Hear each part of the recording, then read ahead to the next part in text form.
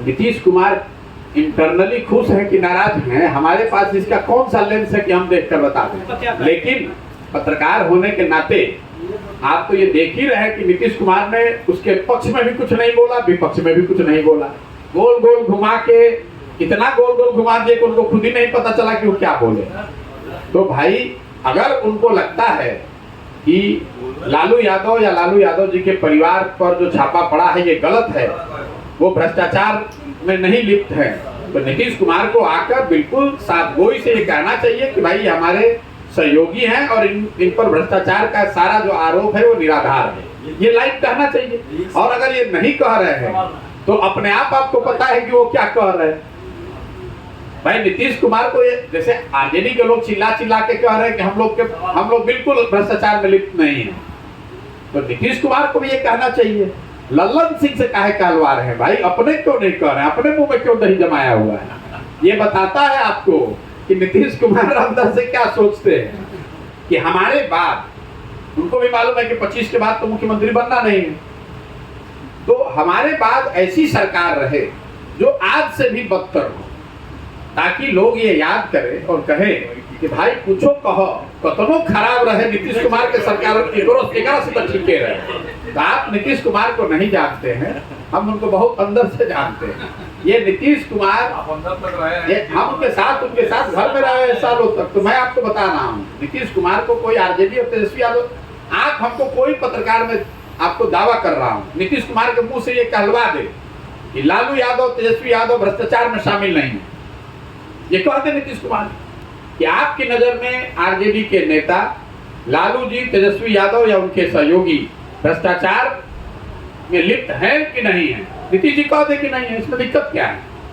ये कहने में उनको कौन रोक रहा है, ये तो ईडी सीबीआई नहीं रोक रही है उनको। नीतीश जी को मैं चैलेंज करता हूँ, कह दे आप छाप दीजिए इस बात को, मैं चैलेंज कर रहा हूँ, अगर नीतीश कुमार में दम है तो ये कह के बता दें कि लालू यादव और तेजस्वी यादव और उनके परिवार के लोग भ्रष्टाचार में लिप्त नहीं है, ये सिर्फ पॉलिटिकल वेंडेटा है जिसके तहत उनको परेशान किया जा रहा है, ये बात कह दीजिए, हम लोग मान लेंगे। 500 रुपया लेकर मुखिया जी को वोट दीजिएगा और फिर ये अपेक्षा रखिएगा कि मुखिया जी आकर ईमानदारी से काम करें, तो संभव नहीं है। तो सबसे पहले सही लोगों का चुनाव, समाज के स्तर पर ये जागृति आना कि हमें सही लोगों को चुनना है। दूसरा जो प्रयास है जन भागीदारी, बिहार में लोगों को ये पता ही नहीं है कि उनके अधिकार क्या हैं, कौन सी योजना है, मुखिया जी को कितना पैसा आया, प्रमुख क्या कर सकता है, वार्ड सदस्य की क्या भागीदारी है। तो और अगर उनको पता है भी तो उनकी कोई भूमिका नहीं है। जैसे मैंने आपको ग्राम सभा का उदाहरण दिया, गांव में किसको घर मिलना है, इसकी व्यवस्था बिहार में भी 2001 में थी कि ग्राम सभा हो और सब लोग मिलकर तय करें कि किसको इंदिरा आवास मिलना चाहिए, किसको प्रधानमंत्री आवास का लाभ मिलना चाहिए। ग्राम सभा की आपने व्यवस्था ही खत्म कर दी और उसके जगह 4 अफसर लगा दिए, तो स्वाभाविक तौर पे वो अफसर पैसा ले रहे हैं। तीसरी बात जो है वो है संसाधन और सत्ता का विकेंद्रीकरण। हर फैसला जो आज है वो मुख्यमंत्री, उनके इर्द गिर्द के 3-4 अफसर और 3-4 मंत्री ही ले रहे हैं। पूरे बिहार में कहाँ क्या किस चीज की जरूरत है ये मुख्यमंत्री कार्यालय में बैठा हुआ 4 अफसर तय कर रहा है, तो ये कैसे सुधरेगा। स्वाभाविक तौर पर जब वहां से पैसा निकलता है तो पैसा देने वाला व्यक्ति उस पर अपना कमीशन काट रहा है। जो मुखिया जी लोग से आप बात कीजिए या जो भी जनप्रतिनिधि हैं, वो ये बता रहे हैं कि कोई भी पैसा ऐसा नहीं है जिसमें आपको 20% 25% कमीशन नहीं देना है। तो तीसरा है सत्ता और संसाधन का विकेंद्रीकरण। हम लोग ये कह रहे हैं कि पंचायती राज की व्यवस्था में जो परिकल्पना की गई थी कि 1/3 विकास का राशि चुने हुए जनप्रतिनिधि पंचायती राज के जो हैं उनके माध्यम से खर्च होना चाहिए, वो चीज व्यवस्था लागू होनी चाहिए और जनता की बड़े स्तर पर भागीदारी होनी चाहिए। अब आप ये कह सकते हैं कि भाई जो पंचायती राज में, तो आप सरकार से पूछने के बजाय हमसे पूछ रहे हैं कि आप योजना क्यों बनवा रहे हैं। और मान लीजिए कि अगर हमारी गलती भी है तो उसको सुधारने का प्रयास भी मैं ही कर रहा हूँ, आप तो नहीं कर रहे हैं, दूसरा कोई यहाँ नहीं कर रहा है। मैं ही आकर गांव-गांव जा रहा हूँ, मैं ही लोगों को जगाने समझाने, उनको बेहतर बनाने का प्रयास कर रहा हूँ।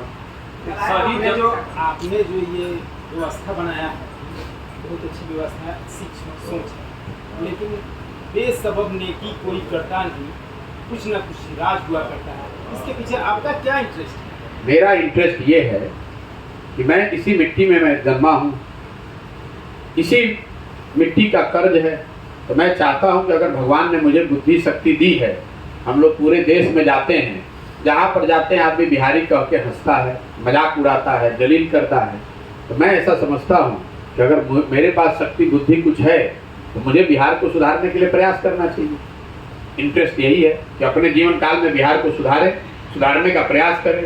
अगर आप उसमें और मटेरियल इंटरेस्ट देखना चाहते हैं तो इंटरेस्ट ये है कि जो आदमी भी बिहार को सुधारेगा वो तो इतिहास के पन्नों में उसका नाम दर्ज होगा, वो मेरा इंटरेस्ट है। खबरों के अपडेट के लिए हमारे चैनल को लाइक, सब्सक्राइब एवं शेयर करें।